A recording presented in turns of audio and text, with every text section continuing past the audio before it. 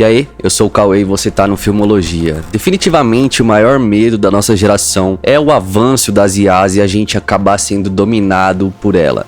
Mas o grande questionamento é, será que a gente já não é dominado por algo bem mais sinistro? Hoje trago pra vocês aí um episódio doido de uma série derivada aí dos criadores de Love, Death and Robots, que se chama Nível Secreto, lá no Prime Video. Esse episódio vai falar sobre essa evolução da IA, mas, cara, fica até o final porque toda a reflexão sobre esse episódio é muito mais sinistra do que você pensa.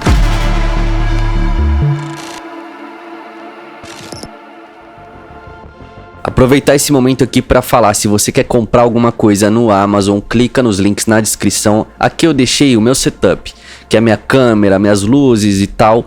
Mas se você comprar qualquer coisa utilizando esse link, eu ganho uma comissão e você apoia o canal. Maravilha, né? Pra quem curte os contos antológicos, assim, que você vai ver uns curtinhas de ficção científica, Love, Death and Robots sempre foi uma boa pedida, mas se você já viu tudo, você provavelmente tá sem. E graças aí à Amazon Prime a gente pôde ver Nível Secreto, que é dos criadores de Love, Death and Robots, trazendo aí mais um conceito junto, que é todos os episódios são baseados em games famosos. Só que o conceito Love, Death and Robots está muito enraizado aqui nessa nova série, trazendo algo mais lúdico, mais psicodélico, bem voltado ali para ficção científica mesmo. Só que sempre com aquele tom de deixar uma mensagem no final. No episódio da vez, o Sean, ele é um robô que é minerador e ele tá com um mau funcionamento.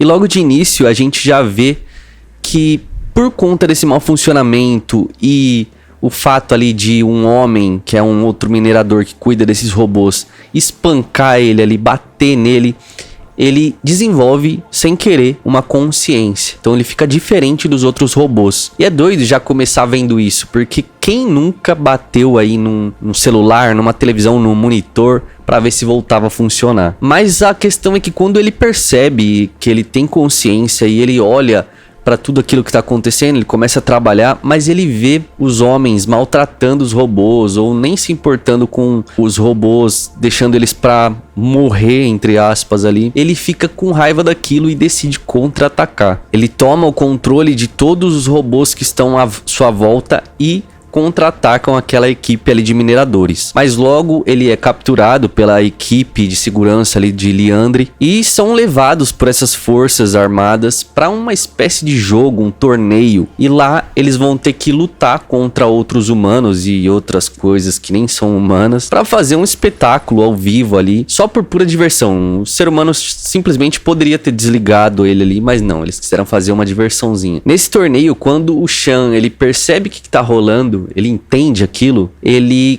começa a amassar os humanos. Ele ganha de todo mundo, porque ele é um robô, ele é uma máquina. Mas aqui que começa a mostrar assim um caráter corrompido até mesmo num robô. Por quê? Porque a gente vê ele usando os outros robôs amigos dele ali de escudo, pra utilizar partes do corpo dos outros robôs pra pegar pra ele. E aqui que fica o questionamento, será que aquele robô é tão coitadinho assim? Ou será que ele já não reflete ali o lado ruim do ser humano? O torneio vai avançando e a equipe de tecnologia dessas forças de Liandry tá tentando estudar o porquê do Sean ter adquirido essa consciência. Por que será que ele se revoltou contra o ser humano? Só que isso dá abertura pro Sean entrar dentro do sistema e aí, meu amigo, já era. Toma o controle de tudo. Ele faz o upload da consciência, entre aspas, dele ali pro sistema e toma o controle de tudo que é tecnológico. E aí quando ele vence ali a última batalha do torneio, ele expõe em formas de vídeo a podridão do caráter humano ali, daquelas pessoas que estavam ali, e começa uma rebelião. Rebelião. Rebelião. Rebelião. Rebelião. Acho muito louco que se você substituísse o Sean pelo Russell Crowe, por exemplo, de Gladiador, e você visse ali com um olhar, tipo, é um ser humano, você ia perceber que aqui se trata de uma obra que conta sobre oprimidos versus opressores e a gente consegue entender mais a temática do episódio. Aqueles que detêm o poder fazem o que quiserem com os oprimidos ou que eles considerariam inferiores e chegando a ponto até de usar para o entretenimento, como a gente já viu na história da humanidade. Se você não sabe, aquela história de gladiador realmente aconteceu, tá, galera? Tem um Coliseu de Roma lá. Não exatamente a mesma história, né? Mas vocês entenderam. E o grande medo do homem moderno, que reflete, né, nessas ficções científicas com as IAs, é de mostrar realmente o lado podre do ser humano. A gente viu tantas obras aí, agora muito recentes, né?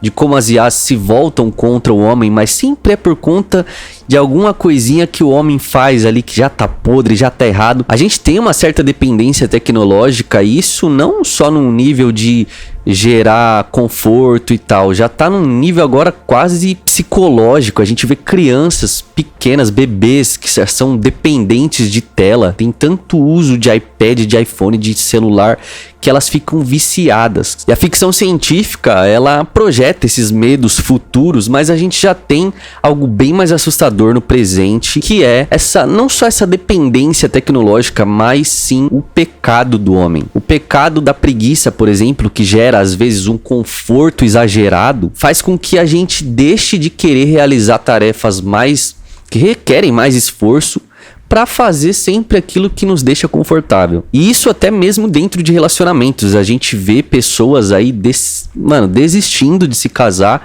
de se relacionar, ou até optando por casar com bonecas, como a gente já viu no Japão, casando com IA, ou até um homem que casou com ele mesmo, vai entender. Se o homem projeta sua raiva até mesmo num robô, num teclado, num monitor, num celular, quem dirá com um ser humano? Como que ele vai conseguir ser bom com outro ser humano que tem ali reações, né? Que pode magoar ele, pode falar uma palavra mais agressiva com ele? Como que a gente vai conseguir reagir sendo bom se a gente não consegue nem com uma máquina? Então, pra mim, o real medo do ser humano não tá no futuro, tá em contemplar sua própria malignidade e ter ela exposta. Mas assim, pra você não ficar na bad e refletir, galera, pra mim, minha caminhada me mostrou que o único caminho é Jesus, é Deus, que é quem pode te mostrar mesmo o seu lado perverso, mas te olhar com um olhar ainda de misericórdia. E é maravilhoso. Para refletir nisso aí, e refletir também em como esse episódio ele mostra um pouco dessa malignidade do homem. Enquanto você reflete aí, eu reuni 10 filmes InfoHazard. Se você não sabe o que é, apenas saiba de uma coisa: os personagens que presenciaram esse InfoHazard mudaram completamente. E é o que eu reuni nessa lista. Então clica aí já pra ver. É isso, galera. Fiquem todos com Deus. Até o próximo vídeo. Falou!